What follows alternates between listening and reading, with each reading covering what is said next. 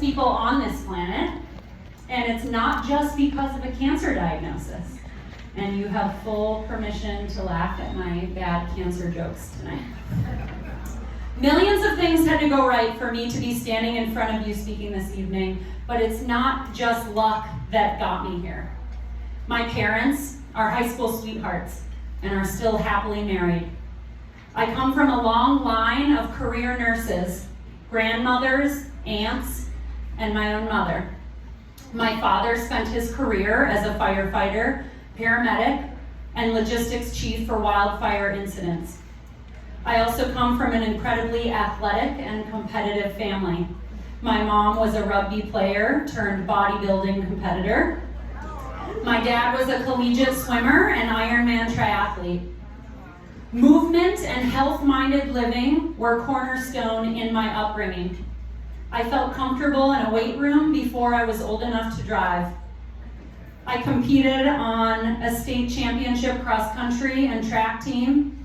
I followed my mom into bodybuilding and eventually built a career around helping other people become healthier versions of themselves. I've been a personal trainer, yoga instructor, nutrition coach, and now a licensed medical massage therapist for the past 17 years.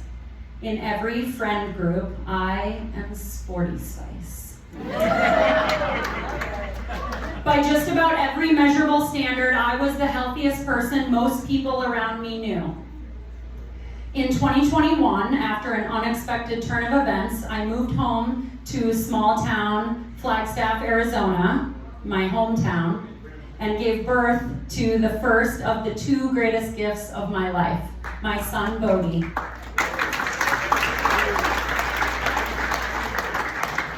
The second greatest gift came about 18 months later.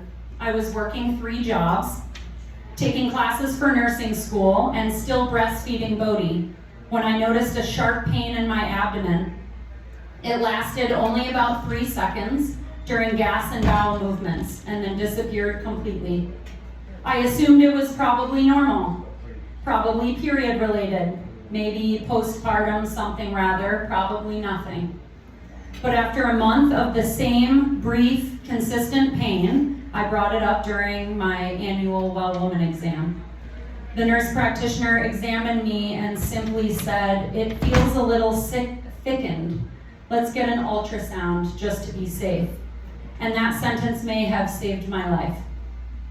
That weekend before the ultrasound, I celebrated my 30th birthday in Sedona with friends. I actually joked, maybe I shouldn't have a glass of wine. What if it's cancer or something? Monday morning, the ultrasound tech gently explained there were many different kinds of masses, and most were benign. Then the silence. She couldn't even visualize my ovaries because of a large mass. She told me that my doctor would be calling me right away. Everything happened quickly after that. A CT scan showed what looked like a grapefruit-sized tumor surrounding one of my ovaries. I was referred to Arizona Oncology, where everyone was suspicious of ovarian cancer, a more common cancer for women. I was being prepared for surgery to remove the mass, and even in the flurry of those initial tests, scans, and pre-surgical testing, my surgeon reminded me that there's still a chance that it's not cancer. She was instilling hope. Remaining hopeful matters. Hope always matters. The night before surgery, I wrote my will on a scrap piece of paper for my son, just in case. When I woke up from surgery, I received the second greatest gift of my life. The surgeon had found cancer had spread throughout my abdomen, and she made the difficult decision to perform a radical hysterectomy. That morning, just 1 week after my 30th birthday, I was diagnosed with stage 4 high-grade appendiceal cancer with signet ring cell features, otherwise known as the more aggressive type. Most people have never heard of appendix cancer. Truthfully, most oncologists will never treat a case of appendix cancer during their careers. And that's where my luck really began. My family knew enough about medicine to know that experience matters. Advocacy was crucial. So my nurse mother and my logistics chief father did what they do best and made, can I cuss? Yes. They made shit happen.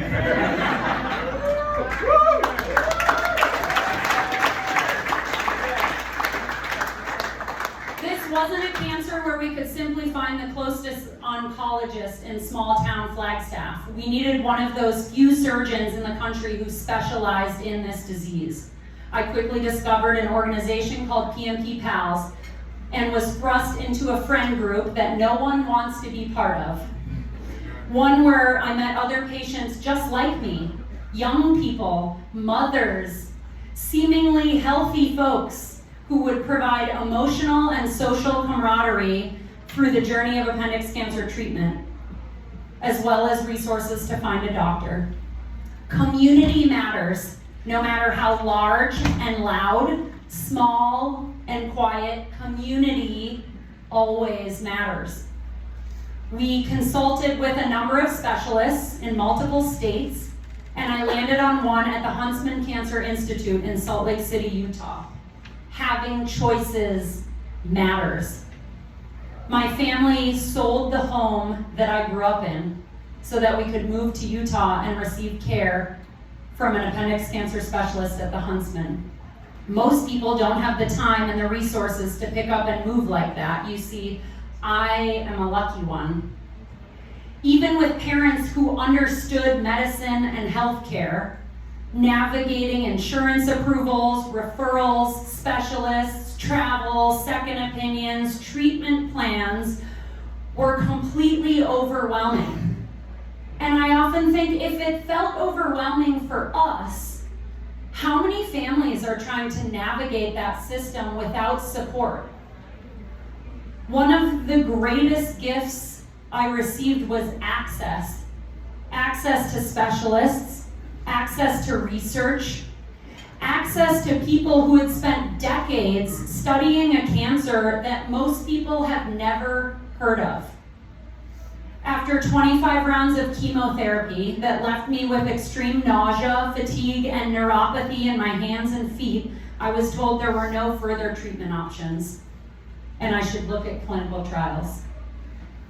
Doing nothing was not an option for us, so we continued to push for more. Eventually, I was accepted into a clinical trial in Los Angeles, and this was around the same time that I began a natural medicine protocol rooted in ancient Chinese medicine that's tailored to my individual biology, a protocol which I'm still taking today.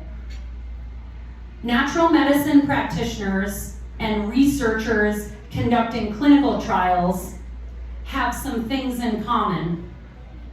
They both ask the questions, what can we do better? What have we not thought of? And natural medicine practitioners specifically ask, how can I create an ecosystem where cancer can no longer thrive? I believe there's a middle ground where Western medicine and technology marries ancient systems of healthcare, and I'm living proof that there's benefit to welcoming both approaches. I'm a testament to what true integrative and personal medicine can do, but only because I refuse to let anyone else be the center of my care besides me. You see, we are the only ones living in our bodies, therefore we know what's best for ourselves.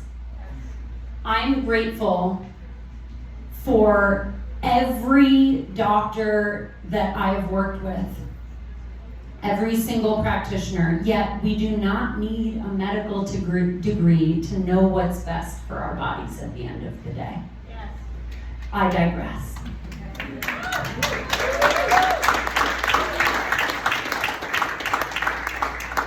I became the fourth patient in the United States to receive a specific clinical trial treatment protocol called PIPAC, an intra-abdominal high-pressure chemotherapy like a paint gun sprayed directly into the abdomen. Think about that for a second. The fourth. Someone had to fund that research before I ever knew I would need it. Someone invested in years of study before my diagnosis. Someone I'll probably never meet. And because they did, I'm standing here tonight. Today is especially meaningful because today, literally today, marks 5 years to the day.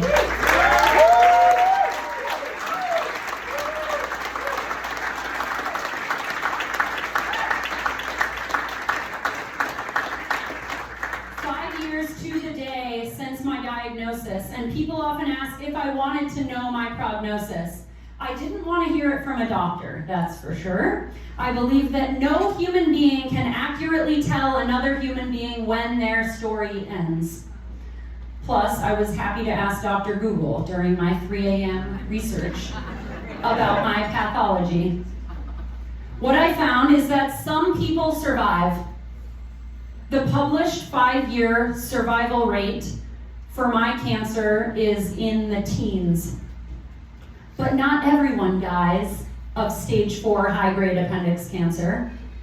And the only thing I needed to know was that some people survive. Some people live. So why not me? I politely told every physician who cared for me that I wasn't interested in hearing statistics. You see, so many things had to go right for me to be standing in front of you tonight. And people often tell me, congratulations on beating cancer, and I know exactly what they mean, and I'm always grateful. But the truth is, I didn't beat cancer. Cancer is part of my own body, my own cells, lost and confused about what they're supposed to be doing. I relate to cancer differently than many think. I do not reject any part of my body, including the tough stuff, especially the tough stuff. Cancer has given me such a precious gift. Some people wait their entire lives before confronting their own mortality, and I was lucky enough to stare mine in the face at 30 years old, and it completely changed the way I live. Am I lucky? Absolutely, but it's not just luck that got me here. Luck didn't create the top-of-the-line surgical interventions. Luck didn't discover chemotherapy. Luck didn't fund clinical trials. Luck didn't train specialists. Luck didn't build research centers. Luck didn't create patient navigators. Luck didn't support families. People did. Researchers did. Surgeons did. Nurses did. Advocates did. Families did. Donors did. Every single one of you in this room is part of someone else's luck. Tonight, because of your generosity, another family will find the specialist they didn't know existed. Another patient will gain access to a clinical trial. Another patient will get one more birthday with their child. Someone diagnosed with a rare disease will find an organization like PMP Pals, and they'll have a conversation with another survivor. It will inspire hope and will literally save their life. Another 5-year survivor like me will stand on a stage 5 years from now and say, I'm one of the luckiest people on the planet. And they'll be right because of you all tonight. Thank you. Thank you guys so much. Thank you for having me.